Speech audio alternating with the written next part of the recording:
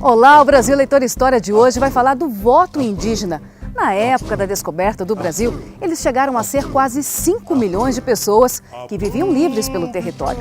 A história a gente já conhece, mas hoje você vai conhecer outro importante registro, a inclusão dos povos indígenas no sistema eleitoral brasileiro.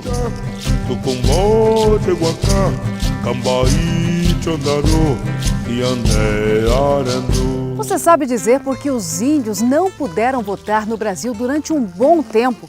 E quando o direito ao voto foi garantido a eles? Se eles podem votar, podem também ser candidatos? As respostas a essas perguntas e outras você vai ver agora aqui no Brasil Leitor História, a revista eletrônica da Justiça Eleitoral. Ao contrário do que muita mistificação se coloca no estudo dessa chegada, essa não foi uma chegada ao acaso, não foi um erro de rota ou de trajetória. Já se sabia de fato da existência e de fato se buscou esse caminho, né? Foram pagos navegadores, profundos conhecedores dos mares, dos humores, né, da natureza, para aqui se chegarem. Se imaginavam as riquezas ou as potencialidades. Contudo, ao se chegar ao chamado Novo Mundo, ao encontrar aquele velho mundo, de fato houve um deslumbramento. Não se imaginava tanta beleza, tanta diferença, tanta cor, né, tanta riqueza.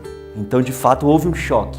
E a descrição, tanto inicial como ao longo das décadas seguintes, dos séculos, elas sempre mostraram esse deslumbramento. E é muito com base nisso que se há uma revalorização da própria cultura das populações originárias, das populações indígenas. A questão indígena ela é sempre uma questão sensível porque ela envolve a liberdade de um povo, de pessoas que estavam aqui antes do Brasil ser colonizado pelos portugueses, pelos europeus em geral.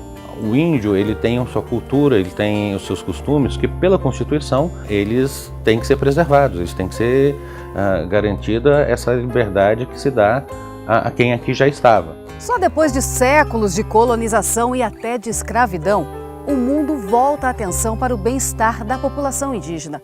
E isso acontece no fim da Segunda Guerra Mundial, quando surgem os movimentos em defesa dos direitos humanos. A partir dos anos 60, você tem uma luta das minorias, uma luta identitária. Trata-se de uma luta por liberdades, uma luta por direitos, uma luta democrática, luta étnica, luta de gênero, luta sexual, das mais diversas lutas de minorias.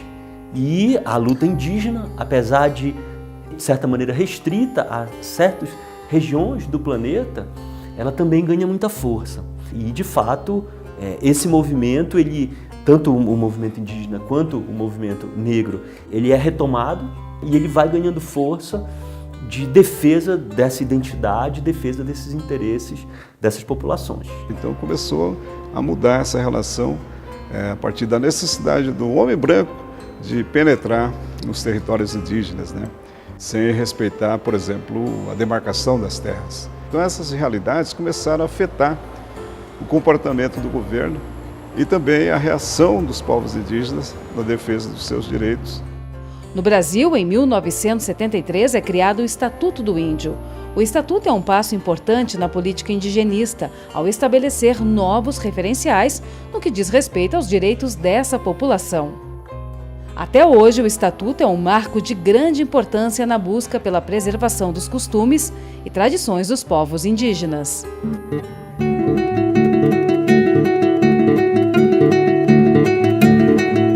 O Estatuto, do Índio, foi a partir de 1973, Então isso foi uma coisa, um novo paradigma para a população indígena, Porque dali a gente começou a ter o direito de acesso à educação, ter direito a acesso à terra indígena, território indígena. O Estatuto define que índio é todo indivíduo de origem e ascendência pré-colombiana que se identifica e é identificado como pertencente a um grupo étnico cujas características culturais o distinguem da sociedade nacional. Cada um povo desse é uma cultura diferente da outra, ou seja, é uma enorme riqueza em termos de línguas, em termos de costumes, em termos de tradição, em termos de cultura propriamente dita. São centenas de culturas. a população, né, os não indígenas, vê nós, classificam nós como único povo, mas não é. Né? A língua é diferente, a organização é diferente, comida típica é diferente, né? Tudo, de ver o mundo, a natureza é diferente. Então nós não somos iguais. Quando é para você lutar por um objetivo que em relação para os povos indígenas, aí não importa a etnia, de onde que seja, de que lugar que é. Então assim, pensamos da mesma forma, queremos do mesmo jeito, porque somos um povo indígena. O Estatuto do Índio também criou uma classificação para os índios brasileiros de acordo com seu grau de integração com a sociedade.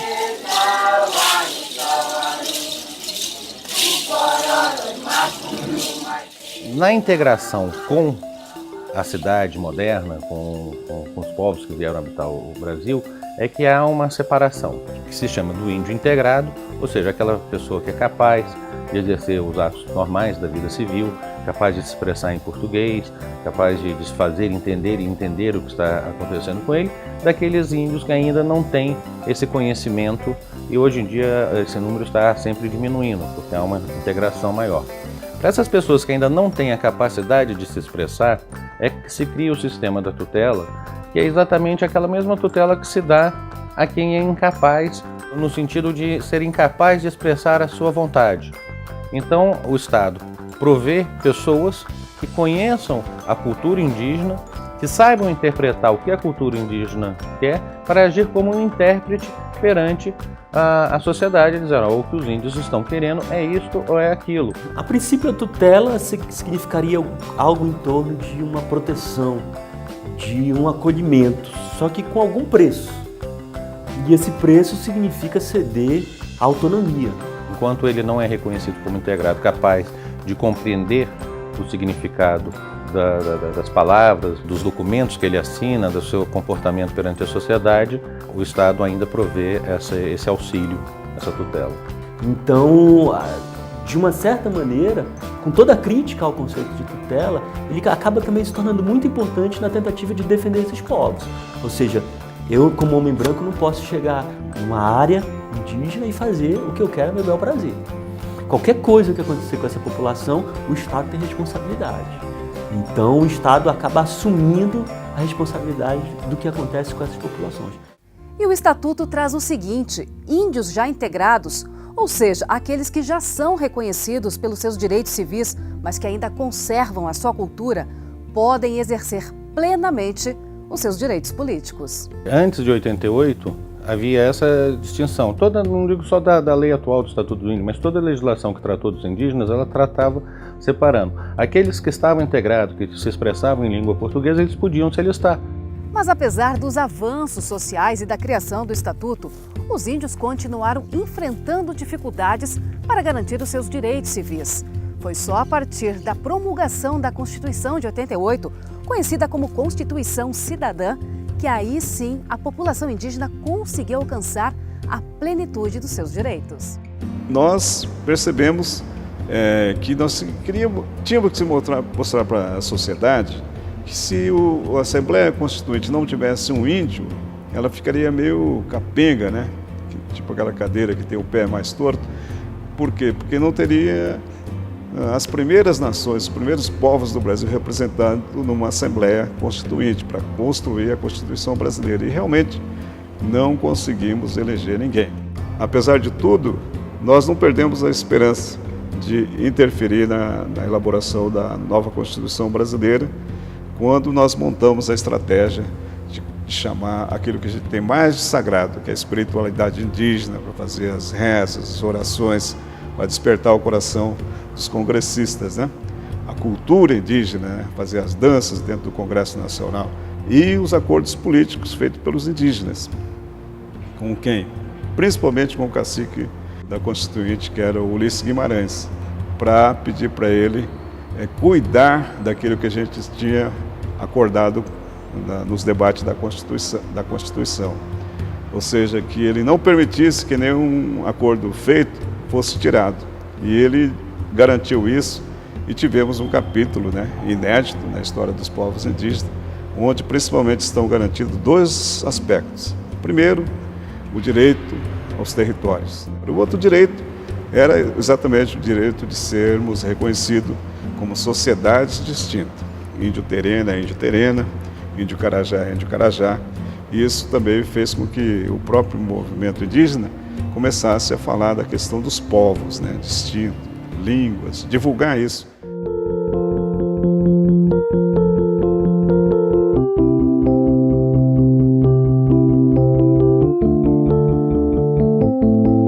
Se no descobrimento do Brasil era estimado uma população de 5 milhões de índios, foram séculos de declínio dessa população. Na década de 60, a população indígena foi calculada em seu patamar mais baixo, apenas 70 mil indivíduos. Mas a partir dos anos 70, a população indígena volta a crescer e hoje temos aproximadamente 1 milhão de índios de 305 etnias. Estima-se que dessa população, 350 mil indígenas estão integrados, vivendo nas cidades, e outros 650 mil vivem em aldeias e estão em vias de integração ou isolados. Existe, de fato, um aumento da população indígena a partir da década de 70 no Brasil. Isso é algo importante de ser frisado e ressaltado, mesmo tendo em vista que se torna de uma base muito pequena, após séculos de extermínio das populações indígenas nativas no Brasil. Como isso acontece? Por que isso acontece? Isso acontece por uma organização dessas populações, desses povos, né, de uma união que significa que eles vão ao redor do Brasil, em várias regiões do Brasil, começam a se organizar em termos de assembleias, em termos de discussão, para se proteger, se defender e defender seus interesses, defender essas populações. A partir de 1988, os índios tiveram seus direitos civis e políticos garantidos, mesmo não falando português. Ou seja, o alistamento eleitoral se estende a todos os indígenas brasileiros, independente da condição, seja ele integrado ou não à sociedade. O que existia até a Constituição de 1988 é porque nas regras anteriores, regras constitucionais, estavam excluídos como eleitores, não podia se alistar eleitor quem não se expressasse na língua nacional. Com a Constituição de 1988 acabou essa restrição. Qualquer pessoa com mais de 16 pode ser eleitor e qualquer pessoa com mais de 18 anos de idade tem que ser eleitor. Então, nessa situação é que se acabou qualquer restrição ao alistamento do indígena. O Código Eleitoral, no artigo 5º, ele também trazia essa regra, porque o nosso Código é de 1965. Ele trazia essa regra dizendo que não podia ser alistado como eleitor quem não se expressasse na língua nacional. E essa regra já foi reconhecida como não recepcionada pelo Tribunal Superior Eleitoral em diversas oportunidades. Quando uma lei é editada depois da Constituição, a lei é inconstitucional, quando contraria a Constituição. Quando ela é anterior, o que se diz é que ela não foi recepcionada, ou seja, é uma lei que não vale porque a Constituição, obviamente, vale mais. E a legislação eleitoral seguiu com inovações importantes sobre o voto indígena. Em 2001, uma resolução do TSE determinou que o alistamento eleitoral é obrigatório, mas apenas para índios integrados e alfabetizados. Ou seja, índios isolados ou em vias de integração têm assegurado o alistamento em caráter facultativo. Agora já imaginou como a Justiça Eleitoral trabalha para garantir o alistamento eleitoral da população indígena que quer votar? Olha, tem servidor eleitoral que viaja horas e até dias dentro de um barco, faça chuva ou faça sol, e depois ainda enfrenta mata fechada e floresta nativa. Tudo para garantir o direito de voto às pessoas que moram em comunidades distantes. Nós temos hoje um pequeno agravante, né? Que nós não temos o número exato de eleitores dessa população indígena. O primeiro ponto, porque existem índios que ainda não têm certidão de nascimento, não tem sequer RG, então o trabalho é um pouco maior, porque passa por um processo de identificação desse indígena, né? Então quem não tem certidão de nascimento a gente tem que tirar, daí mais uma vez ressalta a parceria com o governo do estado, e aí nós vamos fazer a primeira identificação desses eleitores. A partir daí, nós vamos fazer o cadastro no sistema Elo. Então, necessariamente, o cara não tem que saber falar português, mas o cara tem que se identificar como pessoa na nacionalidade brasileira. A partir daí, ele tira o título, faz a biometria e nos permite ter um controle mais eficaz também da população indígena. Alistamento eleitoral feito, título de eleitor pronto. O próximo passo é votar. O indígena, assim como qualquer brasileiro, é reconhecido a plenitude dos direitos políticos. A plenitude dos direitos políticos inclui tanto a capacidade de votar, ser eleitor, como a capacidade de ser votado, ser candidato. Sim, o índio alistado não tem apenas o direito de votar, ele também tem o direito de disputar eleições. Inclusive, o Brasil tem representantes indígenas eleitos atualmente para câmaras de vereadores. Mas você sabe quem foi o primeiro indígena a conquistar um cargo no Legislativo Federal? O primeiro deputado federal indígena do Brasil foi Mário Juruna. Nascido em 1943, Juruna, da etnia Chavante, foi eleito pelo estado do Rio de Janeiro em 1983 e exerceu o cargo até 1987. Quando faleceu no ano de 2002, seu corpo foi velado no Congresso Nacional. Mas eu sei que ele foi a única mesmo que chegou, né, até o Congresso, e eu acho assim que ele foi um grande exemplo, né? Porque assim, se ele teve essa capacidade de chegar, também qualquer outro povo, outra etnia também tem capacidade. Basta nós indígenas se unir nessa força de colocar representante dentro do Congresso, que é aquilo que vai lutar pelos nossos direitos, né? E hoje em dia, os indígenas continuam buscando seu espaço na política para garantir a representatividade de seus povos. Então isso é muito bom porque o próprio indígena escolhe, vota para ser eleito, né? Como aconteceu, né?